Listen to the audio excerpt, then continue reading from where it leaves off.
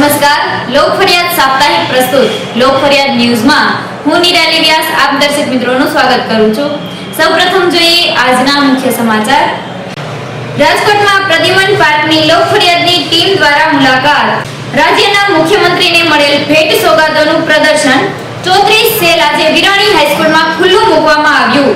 રાજકોટ મહાનગરપાલિકા દ્વારા આવાસ યોજના માટે ડ્રો યોજાયો। હવે જોઈએ સમાચાર સંપૂર્ણ વિસ્તારથી। રાજકોટના પ્રદ્યુમન પાર્કની લોક ફરિયાદની ટીમ દ્વારા મુલાકાત। રાજકોટ શહેરની કૂદકે ને ભૂસકે વધતી જતી વસ્તીની મોજ મસ્તી હરવા ફરવાની ભૂખ સંતોષવા માટે રાજકોટમાં આવા સ્થળોની કમી વર્તાઈ રહી છે। બાગ બગીચા સહિતના સ્થળો ઘણા હોવા છતાં વસ્તીની દ્રષ્ટિએ ઓછા પડે છે। આ પરિસ્થિતિમાં રાજકોટના આજી રિંગ રોડ પર આવેલ પ્રદ્યુમન પાર્કનો વિકાસ તાકીદે કરવામાં આવે તે આવશ્યક અને અનિવાર્ય છે। આ પ્રદ્યુમન પાર્કની મુલાકાત લોક ફરિયાદની ટીમે લેતા આ સાથે તેની અપ્રતિમ કુદરતી સુંદરતાનો તાદશ્ય વિડિયો રજૂ છે। આજી ઝૂ તરીકે ઓળખાતું આ મિની ઝૂ અને 1992માં બાંધવામાં આવેલ આ public park area Pandit Deendayal Upadhyay park તરીકે પણ ઓળખાય છે।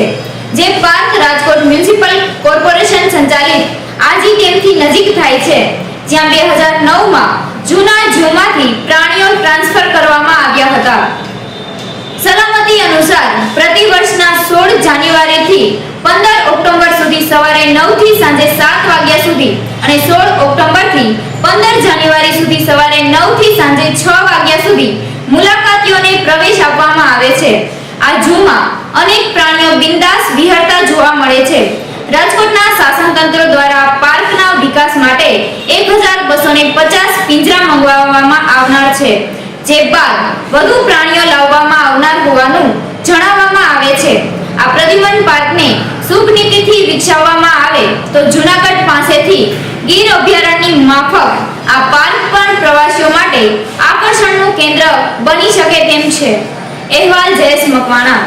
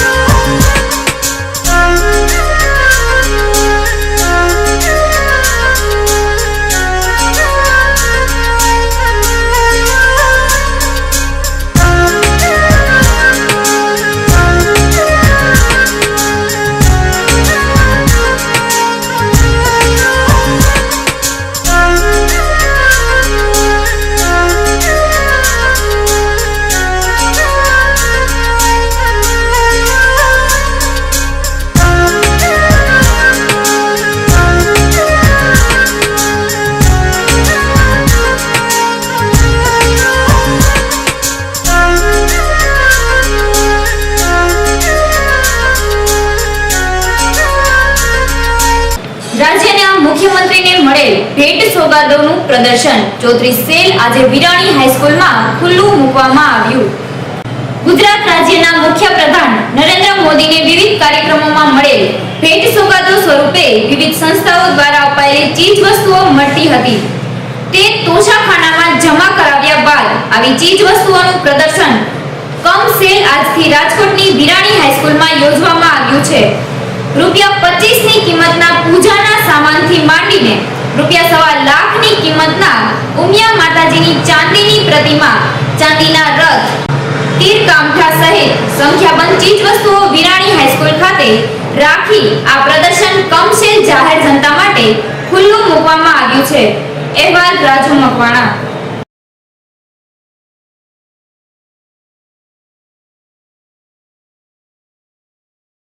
ચીફ મિનિસ્ટર છે એને જે પ્રેઝન્ટમાં વસ્તુ મળી છે એનું અહીંયા પ્રદર્શન મૂક્યું છે અને અમે હરાજી દ્વારા એનું વેચાણ કરશું. એ જે આવક થાય એ કન્યા કેળવણી મહોત્સવમાં જે કન્યાઓના શિક્ષણ માટે સીએમ સાહેબ આપવાના છે. મારું નામ PM ડુબરિયા, હું સિટી પ્રાંત રાજકોટ મહાનગરપાલિકા દ્વારા આવાસ યોજના માટે ડ્રો યોજવામાં આવ્યો. રાજકોટના અરવિંદભાઈ મણિયાર હોલમાં ગરીબો માટેના આવાસ લાભાર્થીઓ માટે રાજકોટ મહાનગરપાલિકા દ્વારા આયોજન કરવામાં આવ્યું. 951 BPL પરિવારો માટે 951 ક્વાર્ટરો ફાળવવામાં આવ્યા. પરંતુ આ ડ્રો કયા લાભાર્થીને કયા માળે ક્વાર્ટર ફાળવવું તે અંગેનો રાખવામાં આવેલ હતો. અહેવાલ લલિત વ્યાસ.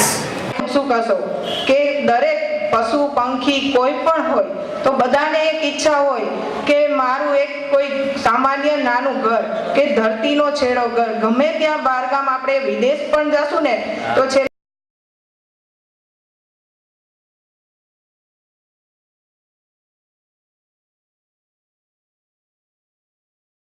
આવાસ યોજના 1 અને 2 ના આવાસ યોજનાના ડ્રોના ક્રમે અહીંયા ઉપસ્થિત જે લાભાર્થીઓના માટે જે આવાસ યોજના બનાવી હતી અને એના ડ્રોના વિતરણના પ્રસંગે જે લાભાર્થીઓને ડ્રો થયો છે એમને એક એવું સ્વપ્ન હતું કે ઘરનું ઘર અમારે પણ હોય.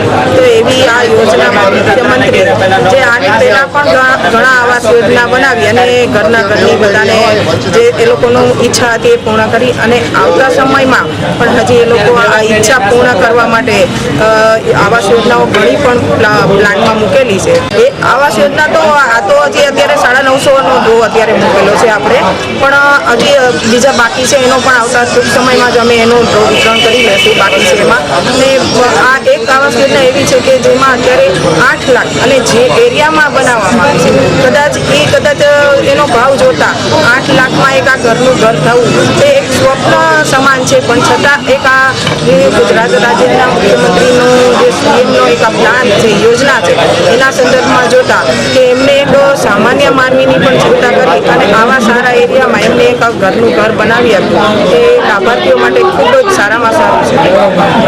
આજે રાજકોટ મહાનગરપાલિકાના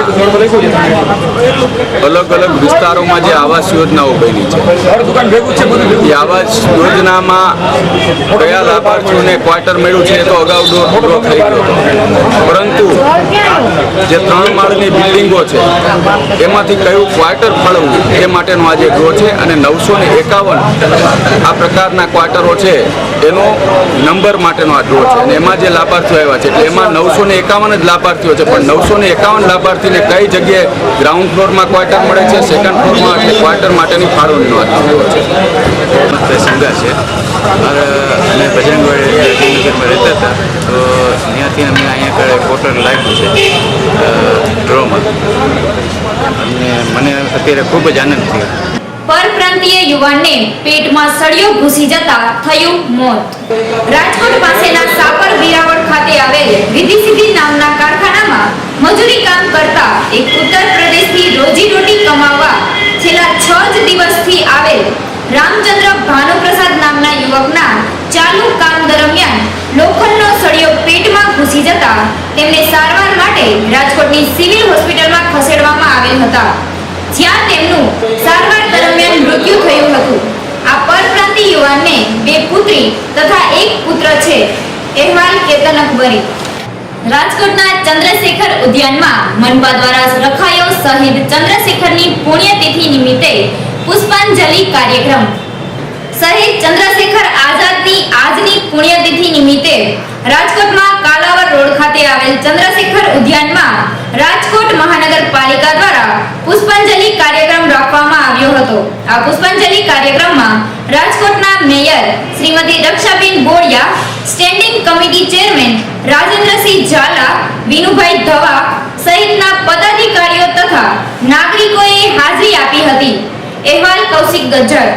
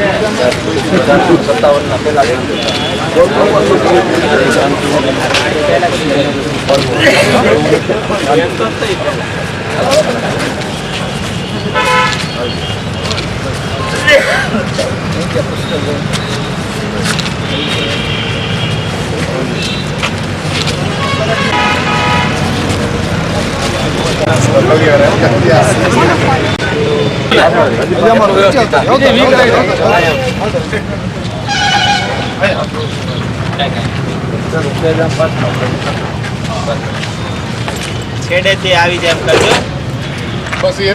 આજે ચંદ્રશેખર આઝાદના જન્મદિવસ નિમિત્તે પુષ્પાંજલિ અર્પણ કરવાનો કાર્યક્રમ રાખેલો.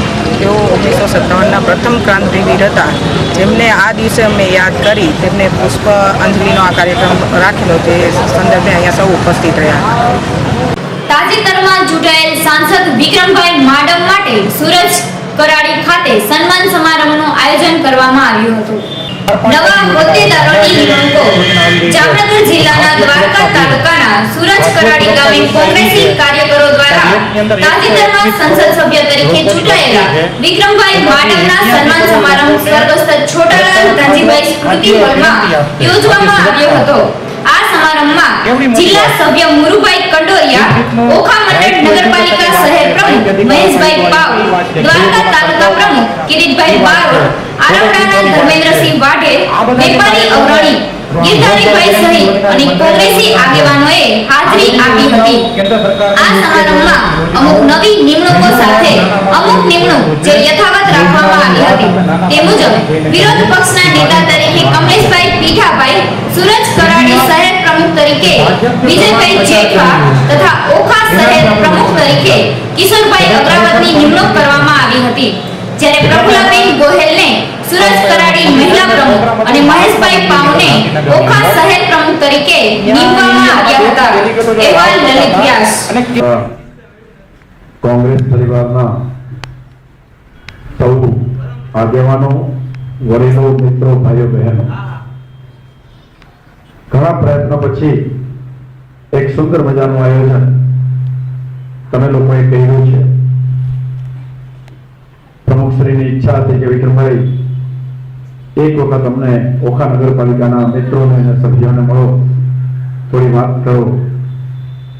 સમાચારો પૂર્ણ કરતા પહેલા ફરી એક નજર આજના મુખ્ય સમાચારો પર. રાજકોટમાં પ્રદ્યુમન પાર્કની લોક ફરિયાદની ટીમ દ્વારા મુલાકાત. રાજ્યના મુખ્યમંત્રીને મળેલ ભેટ સોગાદોનું પ્રદર્શન. 34 સેલ આજે વિરાણી હાઈસ્કૂલમાં ખુલ્લું મૂકવામાં આવ્યું. રાજકોટ મહાનગરપાલિકા દ્વારા આવાસ યોજના માટે ડ્રો યોજાયો. આ હતા અત્યાર સુધીના સમાચાર. આવતીકાલે આ ચેનલ પર અને આ જ સમયે ફરી મળીશું. ત્યાં સુધી રજા લઈએ. નમસ્કાર.